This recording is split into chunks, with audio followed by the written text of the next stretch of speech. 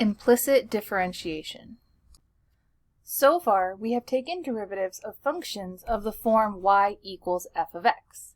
These are called explicit functions because the dependent variable is written explicitly in terms of the independent variable. So in a y equals f of x function, x is the independent variable and y depends on x. Unfortunately, not all given equations are expressed in this way. In this first example, we want to find dy dx given the equation x times y is equal to 1. So we're being asked to find the derivative of y and treat x as the variable. But the equation that we're given isn't an explicit function. We can very simply write it as an explicit function in this example by dividing by x so that y is a function of x. So we can start by rewriting y is equal to 1 over x, and then again find dy dx is simply find the derivative. It's like saying find y prime. So the derivative of 1 over x, we'd have to think about it as x to the negative 1 to apply the power rule. The derivative would be negative x to the negative 2 or negative 1 over x squared. So on this example, we had the option of simply expressing the equation as an explicit function, solving for y as a function of x. We'll go ahead and call this method 1 for finding the derivative though, because we're going to go ahead and find the derivative using a different method now. So we'll go ahead and call this method 2. Instead of solving, so we end up with y equals a function of x, we're simply going to leave the given equation as it is. We're going to leave x times y is equal to 1. And then what we're going to do is place the operator, the derivative operator, in front of each side of the equation. So we want to take the derivative with respect to x of both sides of the equation. So we're going to go ahead and write d dx of x times y, and then we're going to have that equal d dx of 1. So here, whatever we do to one side of the equation, we're doing to the other, and that thing is taking the derivative with respect to x. So we want to be careful here. This is not dy dx. That is a derivative. I am placing the operator in front, d dx. So this is saying to do something. Take the derivative of what comes after, treating x as the variable. So let's go ahead and take a look at what that means here. So the derivative with respect to x of x times y. Well, y we have to treat as a function of x. So we have to treat y as a function of x because as we did in method 1, we found out that y, if we solve for it, y is equal to 1 over x. So over here, we have to treat y as its own separate function. So that means that this would require the product rule. I have x is one function and y is a separate function of x. So this x times y here would require us using the product rule. So we're going to go ahead and say that the product rule is the first function x times the derivative of the second function. Well, what's the derivative of y? The derivative of y is simply y prime, or dy dx. Those are all interchangeable. So remember that notation, f prime is equal to y prime is equal to dy dx. So what's the derivative of y? It's, any of these notations. I'm going to choose to use the dy dx notation because that's what I was asked to find. So I'm going to go ahead and put dy dx next. So I have first function x times the derivative of y would be dy dx plus the second function, which is just y, times the derivative of the first. So the derivative of x with respect to x is simply 1. Right? So when we take the derivative with respect to x of x, we just get that 1 in the front. but when we took the derivative with respect to x of y, that's just y prime, or dy dx. So this product rule looks like x times dy dx plus y times 1, and that's going to equal the derivative with respect to x of 1, that's just 0. All right, so let's take a look at what we have now. We have an equation that involves a dy dx, involves what we're in search of. If we just go ahead and isolate it, so we have these two terms that are added here, so I can simply solve for dy dx by subtracting the y and then dividing by x. So I have dy dx is equal to negative y over x. Negative y over x. And so you might be thinking, well, in method 1, I got the answer of negative 1 over x squared. In method 2, I have negative y over x.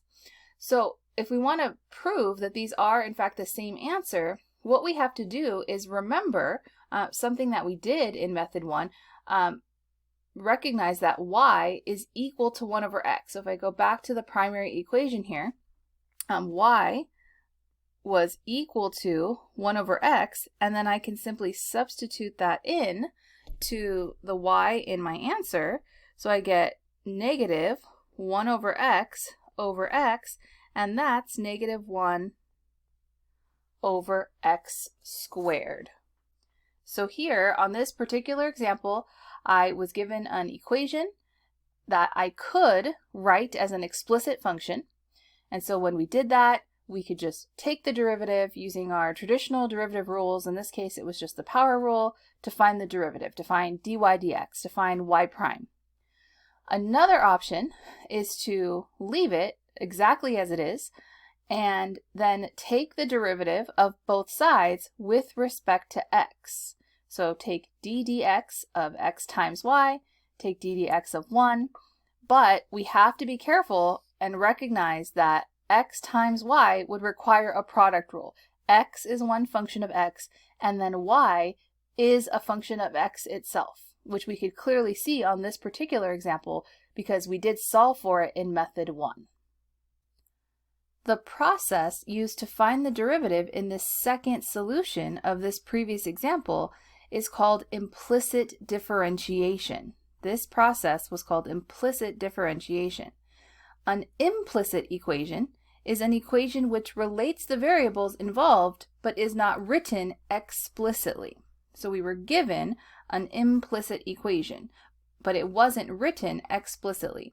So for example, the equations x times y equals 1, the one we just looked at, or x squared plus y squared equals 1, and y to the 4th minus y equals t squared plus t are implicit. So they are equations that involve two different variables, but they are not solved to look like y equals a function of an independent variable, like x or t. Let's go ahead and take a look at another example. Given x squared plus y squared equals 1, find dy dx. So we're going to go ahead and jump to using the method of implicit differentiation. I do have an implicit equation given. So the process is we are going to take d dx of both sides. We're going to put that operator in front of both sides. So d dx of x squared plus y squared, and then that's going to be equal to d dx of 1. So now what we're going to go ahead and do is take the derivative of each term here separately because they're added together. So we're still using our known derivative rules. And the derivative of x squared with respect to x is simply 2x. So we're doing the power rule here. But here, the derivative of y squared with respect to x, how are we going to handle that? Well, the variables don't match here, right? The derivative with respect to x of y squared. But we have to remember, similar to that previous example, that y, we are considering that to be a function of x. So I'm going to just kind of pull this piece to the side for a second to really focus on it. Taking the derivative with respect to x of y squared is basically like taking the derivative with respect to x of f of x squared. So y is itself a function of x. Now, I'm not solving for it originally, like in that previous example, we knew y was equal to 1 over x. But we do know that in any of our implicit equations, we do have that same concept, that y is a function of x. Now, here, then, how would I go ahead and take the derivative with respect to x of something like this, f of x squared? Well, this would be a chain rule. The derivative of the outside, so we'd put the 2 to the front, we would leave the inside the same, and then times the derivative of the inside. Well, the derivative of f of x is f prime of x. Okay, but we didn't have any f in this equation. All right, so let's go ahead and replace things a little bit. So f of x was y, so here we have 2y, and then f prime of x, knowing that f prime is equivalent to y prime, it's also equal to dy dx. So the derivative of y squared with respect to x was simply 2y times dy dx. It's really just a chain rule. So we're going to come back over here, right? So we did the derivative of x squared. The derivative of x squared was just 2x because that was the same variable we were taking the derivative with respect to. Now here, the derivative of y squared, we just did all this work to show that it's 2y times dy dx. So the way that we want to think about it as we're working on these implicit differentiation problems, the way I like to think about it is we're still going to take the derivative as usual. So the derivative of y squared, the power rule is what should jump into our mind, right? So the derivative of y squared would be 2y. But the difference is that because the variables didn't match, we have to include the derivative of the inside. There's that chain rule piece there. The derivative of y is dy dx. So we're going to take the derivative sort of as usual. We're going to apply the power rule to y, but we have to also include the derivative of the inside, dy dx. Now, I always have students that say, or may say, I've learned this in the past and I want to put y prime because that's the same thing, right? So 2y dy dx is the same as 2y y prime. And that's true. It's not incorrect, but I will tell you why I don't use that notation, because sometimes students who do make this very common mistake of trying to combine these together. So y times y prime, some people make this y squared because they think about this as like an exponent instead of the derivative. So I just prefer to avoid that completely and to stick with the dy dx notation for the derivative. So 2y times dy dx, which is the derivative of the inside. Okay, and then we have that's going to equal the derivative of a constant is just 0. The derivative of 1 is 0.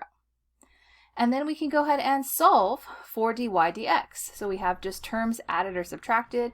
I can subtract the 2x to the other side and then divide by 2y. So we would have minus 2x divided by 2y. The 2's are going to cancel out, and so we're going to have negative x over y is equal to dy dx. All right, so now on this example, we can see that the derivative of y with respect to x has two variables in it. It has an x and a y in it. And that's okay. So on the previous example, it was a really quick and easy thing to do to take the original equation and solve it as a function of x, just y is equal to 1 over x. But this one isn't quite like that, so let's kind of talk about it here. Let me move this all up a little bit. So we can note here that we could have solved this implicit equation for y to arrive at two explicit functions. We could have got y equals a function of x, but we would get two different equations out. So why would we get two equations out? Well, because I would get y squared is equal to 1 minus x squared. And when I take the square root of both sides, plus or minus pops out. And so what that gives us is actually the top of the unit circle and the bottom of the unit circle. So the top of the unit circle is the square root of 1 minus x squared, and the bottom is negative the square root of 1 minus x squared. So some equations are very easy to write as explicit functions.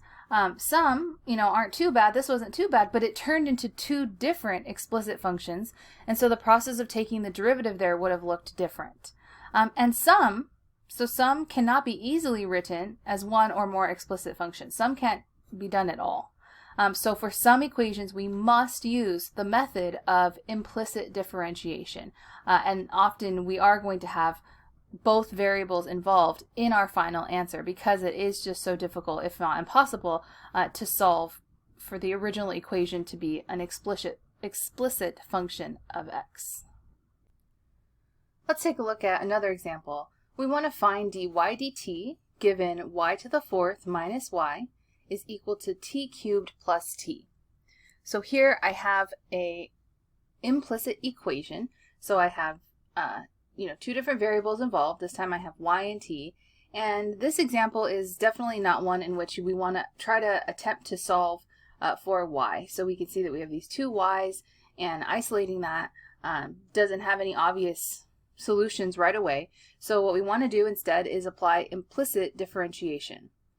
Since I'm asked to find dy dt, the derivative of y with respect to t, I'm going to take d dt of both sides. My operator is going to be d dt. So we're going to have d dt of y to the fourth minus y, and then d dt of t cubed plus t. So I'm going to go ahead and do the right side first for a second, just because the variables all on the right side match the operator variable that we're taking the derivative with respect to. So the right side is going to be basically business as usual. What's the derivative with respect to t of t cubed? Well, by the power rule, that's just 3t squared, and the derivative of t is just 1.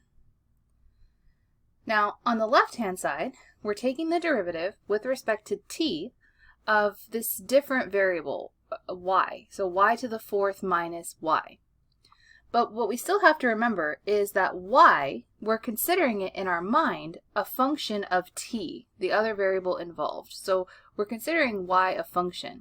So here, y to the fourth, we would take the derivative sort of as usual.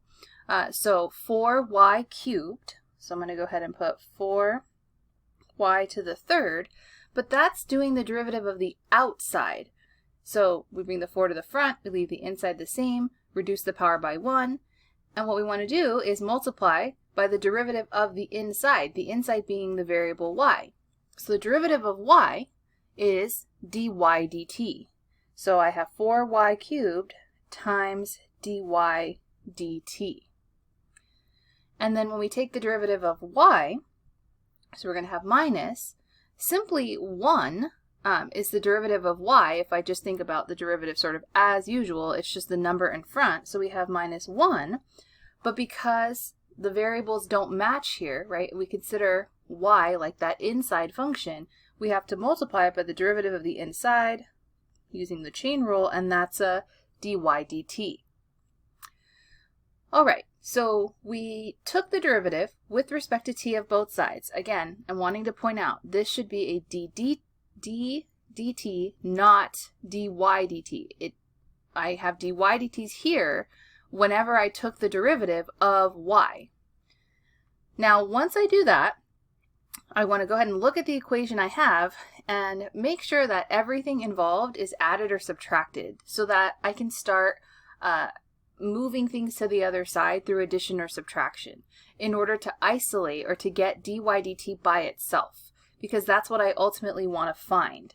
So in other words, I want to find dy dt, and there's a dy dt on both terms on the left, so I'm going to factor it out. So I'm going to factor out a dy dt, and I'm left with 4y cubed minus 1 equals 3t squared plus 1. All right, and so now I'm going to just simply divide by 4y cubed minus 1 to the other side to get dy dt. So dy dt is 3t squared plus 1 over 4y cubed minus 1. And in this example for part A, we're going to start by finding dy dx given x cubed plus y cubed equals 6xy. We're going to jump into implicit differentiation and take d dx of both sides. So we're going to have d dx of x cubed plus y cubed, and then d dx of 6xy. Now on the left side, the derivative with respect to x of x cubed is simply 3x squared.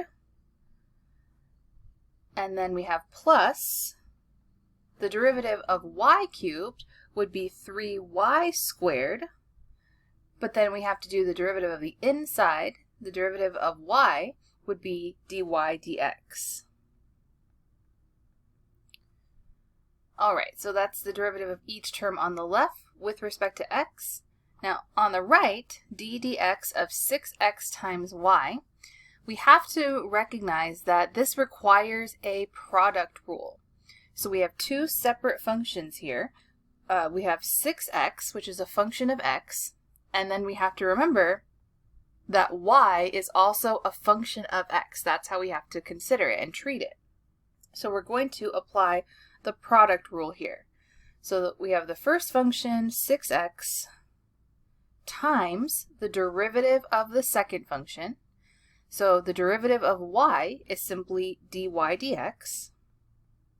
So 6x times dy dx is first d second, plus the second function, y, just left alone, and then times the derivative of the first function. So the derivative of 6x is just 6, because we're taking the derivative with respect to x of 6x. It's just the coefficient in front, which is 6. So basically, anytime we take the derivative of the y variable, we basically take the derivative sort of as usual, but then we have to multiply by dy dx, because that's always going to be the inside, and the derivative of y is dy dx. Now in this example, we'll look at what we have after we've completed the process of taking the derivative of both sides with respect to x, and notice that it's all a bunch of terms added and subtracted. So on the left, I have 3x squared plus 3y squared dy dx. On the right, 6x dy dx plus 6y. Now I want to solve for dy dx. And this time they're not on the same side of the equal sign, but because everything is added or subtracted, I can just go ahead and move my terms around, subtract or add them to the other side. So I'm going to subtract 6x dy dx to the left side and subtract 3y squared to the right hand side. So that's going to look like 3y squared dy dx minus 6x dy dx is equal to 6y minus 3x squared. So that now I can factor out that dy dx that's on the same side of the equal sign. So dy dx times 3y squared minus 6x is what's left over, is equal to 6y minus 3x squared.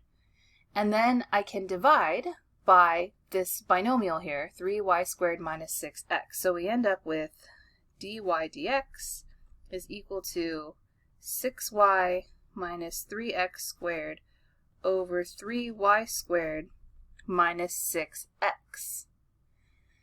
Now, we can simplify this a little bit further. If you notice, all of the terms are divisible by 3. So we can divide each term by 3, or what we could think about it as is factoring the 3 out of the top and bottom and canceling it. So in other words, we would have 2y minus x squared, and then over y squared minus 2x. So I can just go ahead and basically divide the top and bottom by 3 there. And so this is my simplified version of dy dx.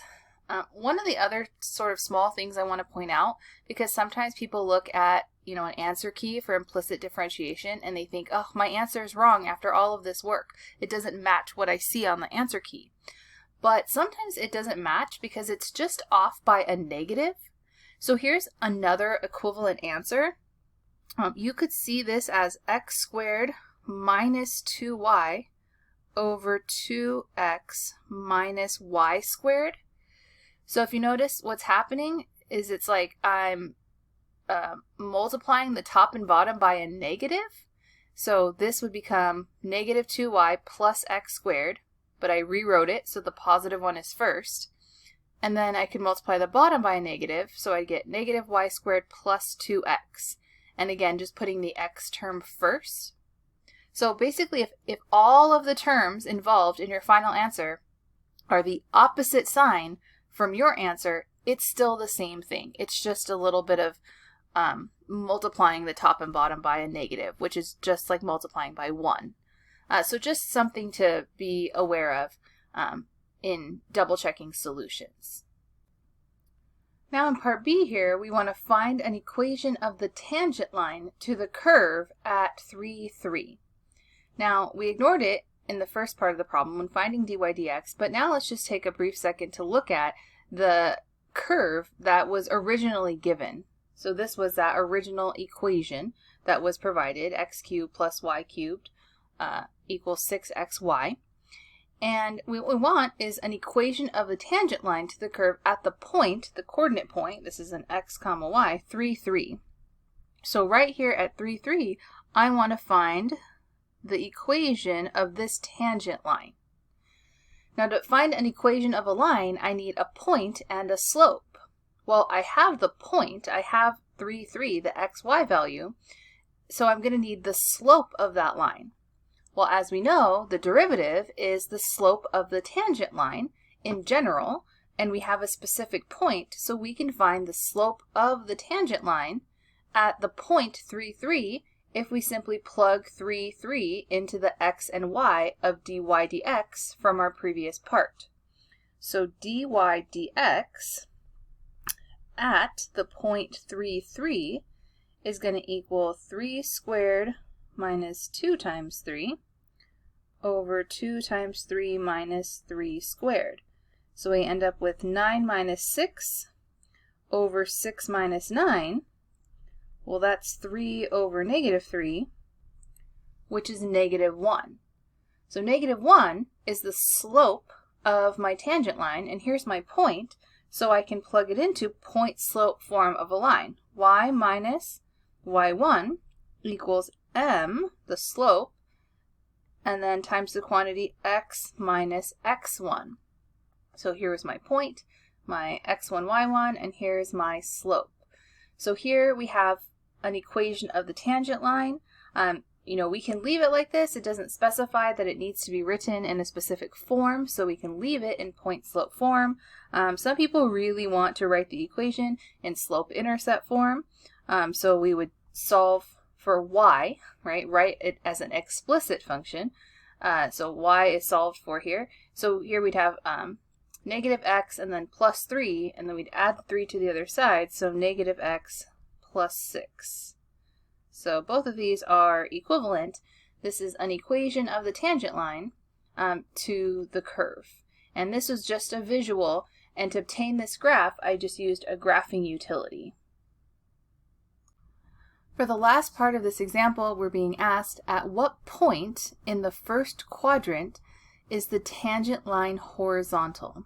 At what point, so my answer is going to be a coordinate point, x, y, in the first quadrant is the tangent line horizontal? Well, a horizontal tangent line would be around here on the graph. So remember, horizontal means slope 0.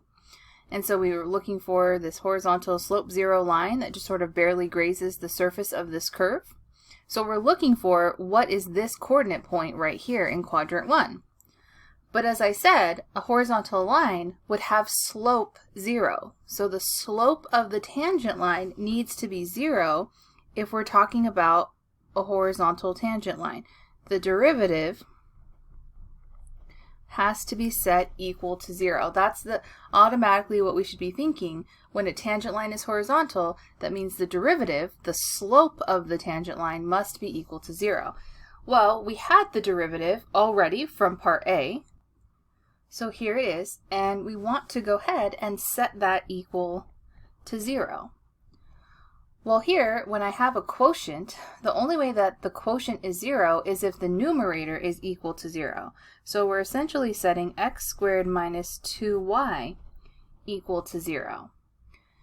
Now, here, we're not going to get a numerical answer out because you can see that there's two variables. So what we're going to go ahead and do is solve for the variable y. So we're going to go ahead and get y by itself here. So we have negative 2y is equal to negative x squared, and then we get y is equal to 1/2 x squared. If I divide by that negative 2, I get 1/2 x squared. So again, I'm in search of a point. I'm in search of a coordinate point. And what I have is this relationship. So in order for the derivative to equal 0, that means that y must equal 1/2 x squared. So what we're actually going to have to do is we're going to have to refer back to the original equation. So we have x cubed plus y cubed is equal to 6y. And what we're going to do is we're going to substitute y equals 1/2 x squared into each y on the original equation. So we have an equation with all the same variable. So we have x cubed plus 1/2 x squared cubed, and then equals 6x times 1/2 x squared. And then we're going to go ahead and clean this up.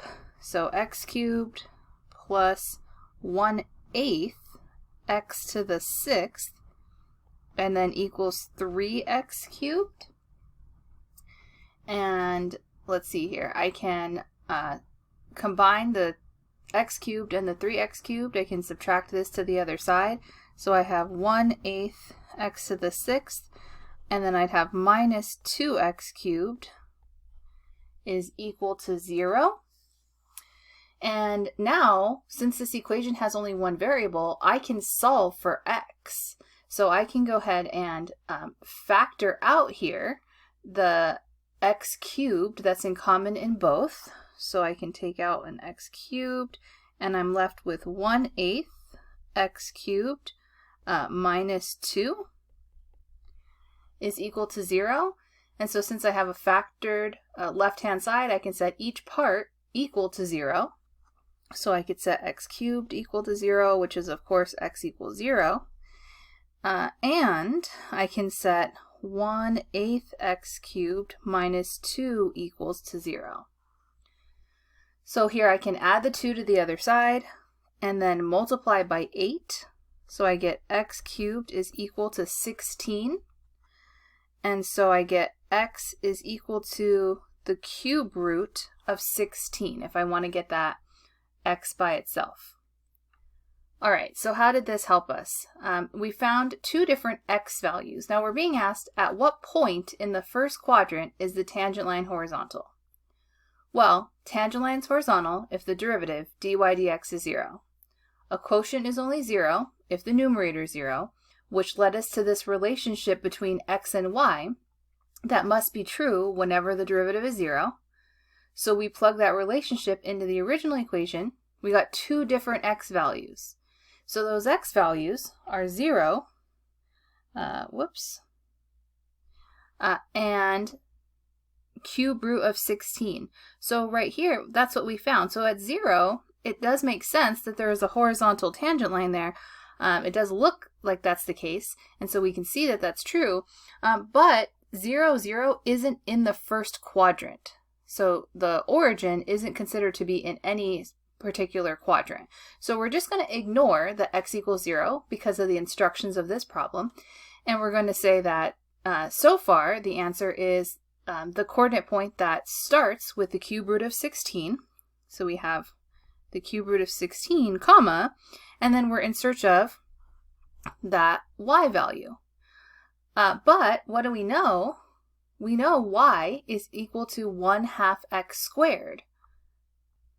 So I'm going to come back over here and recognize that my y value would be 1/2 times the cube root of 16 squared, which we could rewrite a little bit as the cube root of 16 squared with the squared inside the radical.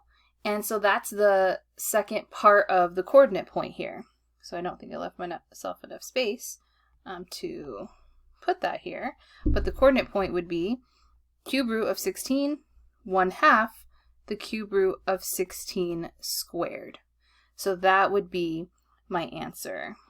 So go ahead and just highlight it as my, whoops, cut off a little bit there, as the coordinate point in the first quadrant where the tangent line is horizontal. In this next example, I want to find dy dx given sine of x squared y plus x squared equals 3x minus cotangent 2y squared. So we're going to start by taking d dx of both sides and giving ourselves plenty of room on this one to find the derivative of each side with respect to x.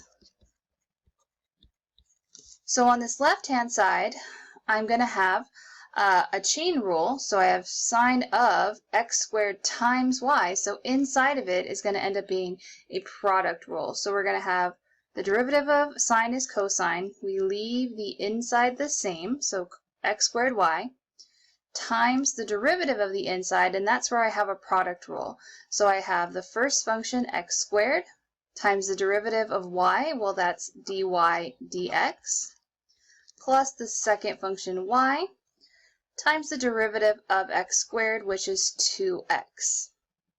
Now that was just the derivative of sine of x squared y. Plus the derivative of x squared is plus 2x. And then equals on the right-hand side, I'm going to have just a constant 3.